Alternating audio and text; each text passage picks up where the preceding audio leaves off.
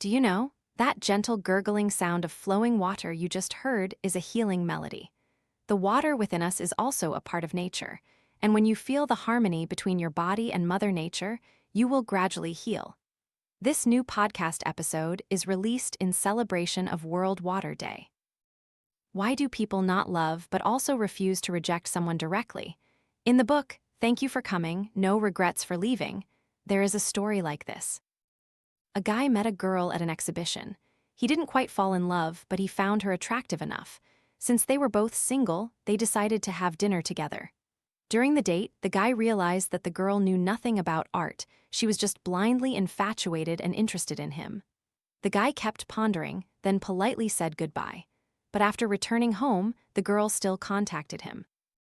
And so, with an attitude of neither refusing nor taking responsibility, they continued a lukewarm relationship, chatting, eating, and watching movies together. Outsiders clearly saw that it was a one-sided affection. They told the guy, "If you don't like her that clearly, at least tell her directly. Don't string her along and waste her time." He waved his hand and replied, "Doing that would hurt her too much. If I act a little colder towards her, she'll naturally understand and back off. At least that way, she'll save some face." Many people consider a gentle rejection a virtue, but for those who are naive in love, they will misinterpret this prolonged interaction. At this point, the gentle rejection becomes a beacon of hope for them to continue waiting and trying. Do you know, indifference and aloofness are not gentle rejections. They are not a way to show respect and preserve the other person's dignity. In reality, it's merely taking advantage of their affection and arbitrarily wasting their time.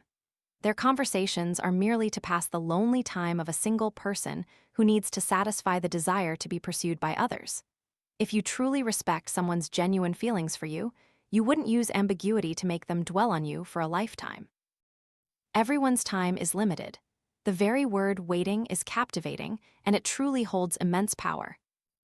In many moments, waiting is worthwhile because it brings so much warmth.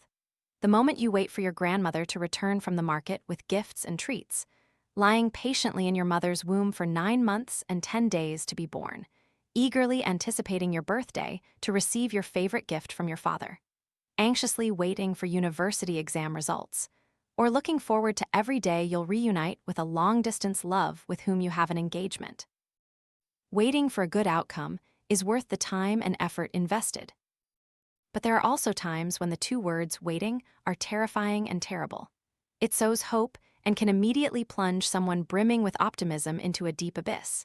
Happiness and overflowing joy are not always what lie behind waiting. Sometimes, waiting means missing out. Waiting in these moments is a waste of your limited time, causing you to miss many better and more deserving things. So, what should you do to avoid getting tangled in these ambiguous relationships? Try using the dating rule, hell yes or no, popularized by Manson, a renowned blogger and best-selling New York Times author. They are rarely with you, but whenever they are, they treat you very well, making you think that perhaps the reason they're hard to see is just because they're too busy. And so, you start to kindle the flame of hope within yourself. But have you ever considered that you keep trying to please them, but in reality, they feel no genuine interest in you?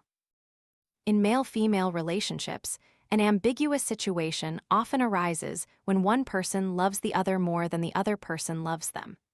Men often wonder whether they should continue to persistently pursue someone who seems indifferent to them. As for women, they agonize over what to do when a man makes them feel emotionally uncertain. Social media is flooded with content on psychological profiling, advising how to manipulate the other person. You need to know how to push and pull them, play hard to get with messages, read them, but only reply hours later to show you're busy and they're not your top priority. Agreed, in love, one should retain some rationality to avoid getting hurt oneself. But if you constantly want to win this game of love, loving by playing games and keeping score, don't you think that's terrible? Answer these questions. Why do you want to be with someone who isn't enthusiastic about being with you? If they aren't happy with you now, what makes you think they'll be happy with you later? Why do you have to put effort into convincing someone to date you when they put no effort into doing the opposite? To stop playing games and minimize emotional hurt for both parties, use the hell yes or no rule. The hell yes or no rule means that if you want to be with someone in any circumstance, that person must make you exclaim, hell yes, to give you the motivation to pursue them further. This rule also means that if you want to get to know someone in any circumstance, they must reciprocate that enthusiasm, allowing you to move forward with them.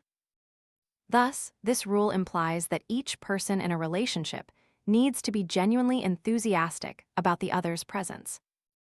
Why? Because attractive, self-possessed, and self-respecting individuals don't have time for those they aren't interested in, nor for those who aren't interested in being with them. This might sound a bit idealistic, but the hell yes or no rule will bring many benefits to your dating life. You will no longer be confused by people who aren't interested in you, ending those troublesome headaches, ending yearning and hoping, ending the despair and anger that follows. You'll begin to cultivate self-respect and become the one who rejects, not the one who is rejected. Problems will be resolved immediately. If someone plays cat and mouse with you, acts aloof, or pressures you to do something you're unsure about, your answer will be incredibly easy. If you're ambivalent, you already have your answer. Thanks to this rule, you'll also know how far your relationship will progress when you don't waste your time on people you don't genuinely like, nor on people who don't like you. Holding firm to this principle will not only make you more confident and attractive, but also maintain your appeal to the other person later on. Please note that hell yes or no doesn't necessarily mean you have to fall madly in love with the other person at first sight. Even less does it mean you have to feel that the other person is your absolute perfect half.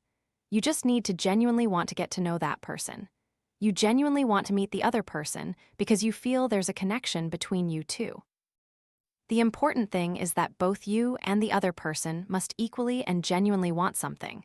Otherwise, you're just wasting your time. The true beauty of the hell yes or no rule lies in how it simplifies all the problems you encounter in your dating process. The one who plots and dramatizes the relationship is often the one who ends up pathetic and unable to break free from it. Because if you act too perfectly, you might deceive someone into dating you, sleeping with you, or even marrying you. But to achieve that result, you would have sacrificed and traded something, the happiness of your own life, wouldn't you?